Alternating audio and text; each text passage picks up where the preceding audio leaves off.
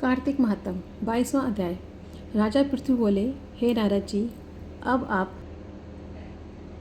कृपया कर मुझे बताइए कि वृंदा को मोहित कर भगवान विष्णु ने क्या किया और फिर वह कहाँ गए। तब नारद जी ने कहा, जब देवता स्तुति कर मौन हो गए तब भगवान शंकर ने सब देवताओं से प्रसन्न होकर कहा, हे ब्रह्मा आदि देवताओं, जलंधर तो मेरा ही अंश था। मैंने उसे तुम्हारे लिए नहीं मारा, किंतु यह मेरी सांसारिक लीला थी। फिर भी आप लोग यह सत्य कहिए कि इनमें आप सुखी हुए हैं या नहीं। तब तो ब्रह्मा आदि देवताओं के नेत्र हर्ष से खिल गए और उन्होंने शिवजी को प्रणाम करके विष्णु जी का वह सब वृत्तांत कह सुनाया जो उन्होंने बड़े प्रयत्न से वृंदा को मोहित किया था तथा वह अग्नि के में प्रवेश कर परम गति को प्राप्त हुई थी। देवताओं ने यह भी कहा था कि तभी से वृंदा की सुंदरता पर मोहित हुए विष्णु उनकी चिता की राख लपेटे इधर उधर घूमते हैं। अतएव आप इन्हें समझाइए, क्योंकि यह प्रकृति सदा चराचर आपके अधीन है।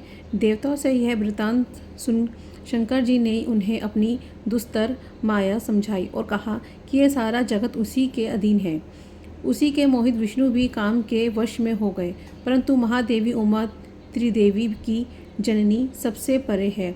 वह मूल प्रकृति परम मनोहर और वही गिरजा भी कहलाती है।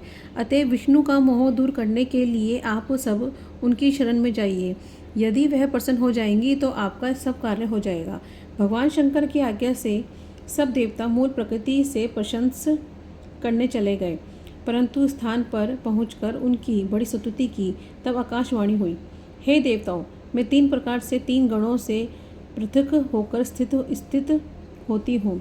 सत्यगण से गौरी, रजोगुण से ज्योति रूप हूँ और अतएव अब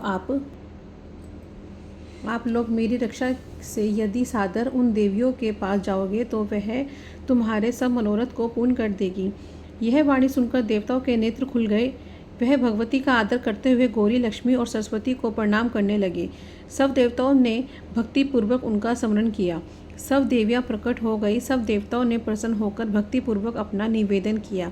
देवियों ने कुछ बीज देकर कहा, इन्हें ले जाकर दे दो, तुम्हारे सब कार्य सिद्ध हो जाएंगे। ब्रह्मा आदि देवता उन बीजों को लेकर भगवान विष्णु के पास गए और उन्हें वृंदा की चिता भूमि में डाल दिया। उससे धराती, बालती और तुलसी प्रकट हुई। भगवान विष्णु ने ज्यों ही उन स्त्री रूप वाली वनस्पतियों को देखा, वह उठ बैठे।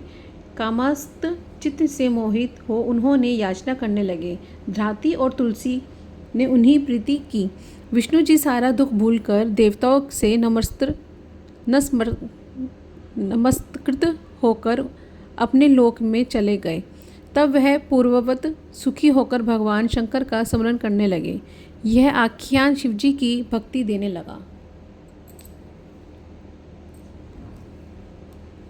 22वां अध्याय संपूर्ण। बोलो कार्तिक महात्म की जय।